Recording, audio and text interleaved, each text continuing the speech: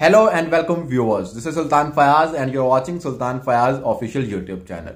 नाजरीन, अमेरिका ने पाकिस्तान को धमकी दी है कि हम आप पर पाबंदियां लगा सकते हैं। ये कब, क्यों दी गई है, इसके पीछे की कहानी क्या है, ये सब आपके सामने रखेंगे। लेकिन आप कहेंगे कि जनाब अमेरिका ने पाकिस्तान को धमकी दी है तो आपने थंबनेल पे नरेंद्र मोदी साहब की तस्वीर क्यों लगाई है? तो मोदी साहब की तस्वीर इस वजह से लगाई है कि जनाब ये उस मंसूबे की वजह से पाकिस्तान को धमकी दी गई है जिस मंसूबे के अंदर कभी भारत भी शामिल हुआ करता था और फिर भारत इसमें से निकल गया। कब शामिल हुआ, क्यों निकला, ये सब कुछ आपके सामने रखेंगे। लेकिन उससे पहले आपसे गुजारिश है कि जनाब अगर अभी तक आपने चैनल को सब्सक्राइब नहीं किया तो चैनल को सब्सक्राइब कर दें। कमेंट सेक्शन में आपने वीडियो पूरी देखने के बाद अपनी राय का इजहार जरूर करना है कि इंडिया इस प्रोजेक्ट से सही निकला या उसे इस प्रोजेक्ट के अंदर रहना चाहिए था, और जो हालिया ये धमकियां हैं इस पर पाकिस्तान के ऊपर क्या पाबंदियां लग सकती हैं या फिर आपका ख्याल है कि ऐसा नहीं होगा। तो जनाब ये आपने लाजमी करना है और अगर वीडियो पसंद आए तो वीडियो को लाइक और शेयर भी जरूर करना है। तो जनाब ये जो धमकी दी गई है ये पाकिस्तान को ये अमरीकी वजारत खारजा के तर्जमान की जानिब से इनडायरेक्टली धमकी दी गई है। इनडायरेक्टली मैं क्यों कह रहा हूं, वो इस वजह से कि डायरेक्टली तो उन्होंने ये नहीं कहा कि हम पाकिस्तान के ऊपर पाबंदियां लगा देंगे, बल्कि उनसे सवाल हुआ कि जनाब पाकिस्तान और ईरान जो गैस पाइपलाइन है इसके ऊपर काम शुरू हो गया है, तो आपके जो डोनाल्ड लू साहब हैं उन्होंने कहा था कि हम इस की हिमायत नहीं करते हैं, तो इस पर क्या पाकिस्तान पर पाबंदियां लग सकती हैं? तो उन्होंने कहा कि मैं ये तो नहीं कह सकता कि पाकिस्तान पर इस सिलसिले में क्या कार्रवाई हो सकती है, लेकिन मैं सबको यही मशवरा देता हूं कि जनाब ईरान से कारोबार करने पर पाबंदियां लग सकती हैं, लिहाजा इस मामले के अंदर सबको एहतियात बरतना चाहिए।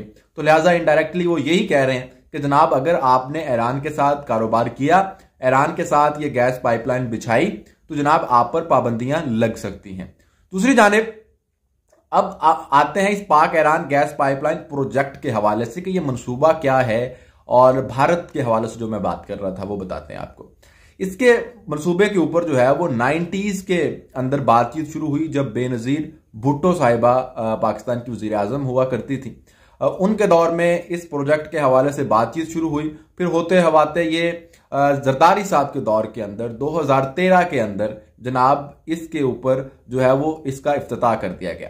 पहले ये जो प्रोजेक्ट था ये था पाक ईरान इंडिया प्रोजेक्ट, यानी इसके अंदर भारत भी शामिल था, यानी वो ये जो पाइपलाइन है ये भारत भी जानी थी, ईरान से पाकिस्तान आती फिर पाकिस्तान से भारत जाती, तो इसके अंदर ये तीन मुल्क जो है वो शामिल होते। लेकिन फिर भारत ने इससे अपने आप को निकाल लिया और रीजन बताई गई कि जनाब क्योंकि पाकिस्तान से ये जाएगी पाइपलाइन तो सिक्योरिटी नहीं है, जमानत नहीं है उस पाइपलाइन की। इसके अलावा पाकिस्तान और भारत के जो ताल्लुकात हैं वो भी कशीदा रहते हैं, तो किसी वक्त भी जो है वो पाकिस्तान गैस बंद कर सकता था, एक ये भी रीजन थी। और इसके अलावा फिर आपको पता है कि पाकिस्तान और भारत के दरमियान कशीदगी तो वजह थी, इसके साथ साथ पाकिस्तान भारत और अमेरिका की जो दोस्ती है वो भी आपके सामने है। तो फिर इन सब चीजों को देखते हुए भारत ने अपने आप को इसमें से निकाल लिया। फिर ये प्रोजेक्ट रह गया पाक ईरान प्रोजेक्ट। 2013 के अंदर जब इसका इफ्तिताह किया गया तो इसकी डेडलाइन रखी गई कि जनाब 2015 तक ये प्रोजेक्ट जो है मुकम्मल कर लिया जाएगा, 2015 के अंदर इस पर मुकम्मल काम हो जाएगा। लेकिन 2015 क्या, अब 2024 चल रहा है, अभी तक इसके ऊपर काम नहीं हो सका। इसके हवाले से फिर नवाज शरीफ साहब के दौर में, शहबाज शरीफ साहब के दौर में, PMLN का जो दौर था उस दौर के अंदर फिर मुकम्मल तौर पर खामोशी रही। फिर उसके बाद पाकिस्तान तहरीक इंसाफ की हुकूमत आ गई, पाकिस्तान तहरीक इंसाफ की हुकूमत के अंदर भी इसके ऊपर कोई काम नहीं हुआ। और फिर अब जो है निगरान हुकूमत ने जो गवादर से लेकर यहां तक गवादर तक ईरान की सरहद से लेकर गवादर तक की जो 80 किलोमीटर की पाइपलाइन है इसकी मंजूरी दी है। अब इस मंजूरी को दो प्रोस्पेक्टिव से देखा जा सकता है।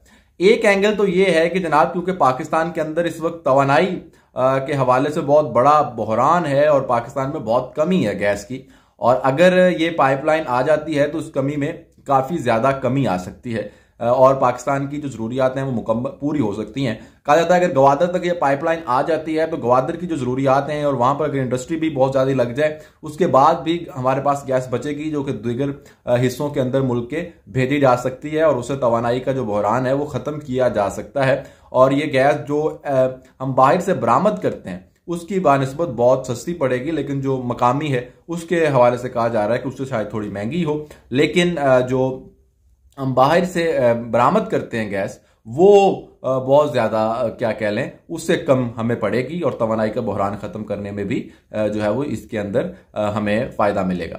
तो जनाब ये इसका पूरा एक वो प्रोस्पेक्टिव है, लेकिन अब मामला ये है कि ये क्या सिर्फ और सिर्फ तवानाई खत्म करने के लिए की जा रही है, लाइन बिछाई जा रही है और इस पर संजीदा हो गई है पाकिस्तानी हुकूमत, और अब पाकिस्तानी हुकूमत जो है वो अमेरिका की पाबंदियां और जो कुछ भी होता है उसको बर्दाश्त करने के लिए तैयार है? नहीं, मेरा नहीं ख्याल। मुझे लगता है जो दूसरे वाला जो एंगल है इसका वो मुझे ज्यादा लगता है कि इससे बात हकीकत के करीब हो सकती है। वो क्या एंगल है? वो एंगल ये है कि जनाब अब जो डेडलाइन है इस मंसूबे की वो है सितंबर 2024। अब सितंबर 2024 के अंदर तक ये प्रोजेक्ट अगर मुकम्मल नहीं होता तो उसके पास, ईरान के पास ये ऑप्शन मौजूद है कि वो पाकिस्तान के खिलाफ किसी बैनुल अक़वामी कोर्ट के अंदर या किसी इदारे के अंदर चला जाए और वहां पर पाकिस्तान को जुर्माना हो सकता है। और ये कोई छोटा मोटा जुर्माना नहीं है, ये जुर्माना जो है ये 18 अरब डॉलर तक का है। 18 अरब डॉलर जो है ये बहुत बड़ी तादाद है, क्योंकि अभी जो पाकिस्तान ने किस्त हासिल करनी है वो 1.2 अरब डॉलर की, तो IMF से किस्त लेनी है। तो 18 अरब डॉलर का इस मामले के अंदर पाकिस्तान के ऊपर अगर जुर्माना आयद हो गया तो ये पाकिस्तान की मईशत के लिए बहुत बड़ा धचका होगा। तो इससे बचने के लिए पाकिस्तान ने ये गैस पाइपलाइन मेरा ख्याल है बिछानी शुरू की है और ईरान को इत्मीनान दिलाने की कोशिश की है कि जनाब हम इस मंसूबे के हवाले से संजीदा हैं। तो अब ये देखना है, ये बात ईरान को भी समझ आ रही होगी। ईरान भी कोई इतना नन्हा मुन्ना तो नहीं है कि उसको ये बात समझ नहीं आएगी कि जनाब इसमें उस हद तक संजीदगी नहीं है, बल्कि ये जुर्माने से बचने के लिए ये सब कुछ कर रहे हैं। और फिर उसके बाद फिर पाकिस्तान और ईरान के जो ताल्लुकात हैं और उसके ऊपर ये मुनहसर करता है कि क्या पाकिस्तान ईरान को मुतमईन कर पाता है या फिर अमेरिका को मुतमईन कर पाता है, सऊदी अरब को मुतमईन कर पाता है। सिर्फ इसमें आपको पता है कि ईरान से ये पाइपलाइन जो है ये सिर्फ इसका अमेरिका मुखालिफ नहीं है, सऊदी अरब भी ये नहीं चाहता और भी जो अरब ममालिक हैं वो इस मंसूबे के हक में नहीं है। तो जनाब अब ये देखना है कि पाकिस्तान ईरान को मनाता है, अमेरिका को मनाता है, या कोई ऐसा रास्ता निकालता है जिससे ये दोनों ममालिक राजी हो जाएं। तो मेरा ख्याल है कि इस प्रोजेक्ट को जो है वो अब ज्यादा नहीं तवज्जो मिलेगी, बस जो होना था वो हो गया और अब इस हवाले से मेरा ख्याल है कोई काम चाम भी नहीं होगा। और फिर एक दफा जिस तरह से पहले आपको पता है 2013 से लेकर अब तक खामोशी थी, उसी तरह की खामोशी छा जाएगी। लेकिन अगर ईरान मुतमईन हो गया, अगर ईरान मुतमईन ना हुआ और वो पाकिस्तान के खिलाफ किसी कोर्ट के अंदर, किसी इदारे के अंदर चला गया और वहां पर पाकिस्तान को जुर्माना हो गया, तो ये पाकिस्तान के लिए बहुत बड़ी जो है वो कह लें बुरी खबर होगी, बहुत बड़ा धचका होगा। इससे अब पाकिस्तान को बचना एक बहुत बड़ा इम्तिहान है कि भाई अमेरिका की तरफ जाना है या ईरान की तरफ जाना है, या फिर ईरान और को किस तरह से खुश करना है कि पाइपलाइन पर काम भी ना हो और ईरान भी जो है वो मुतमईन रहे।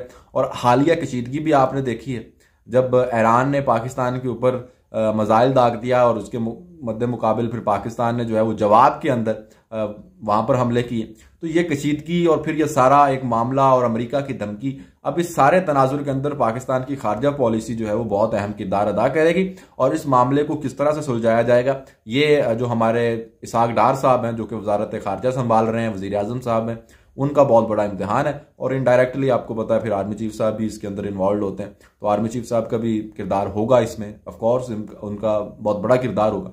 तो अब देखते हैं कि वो किस तरह से इस मामले को लेकर चलते हैं। Good bye.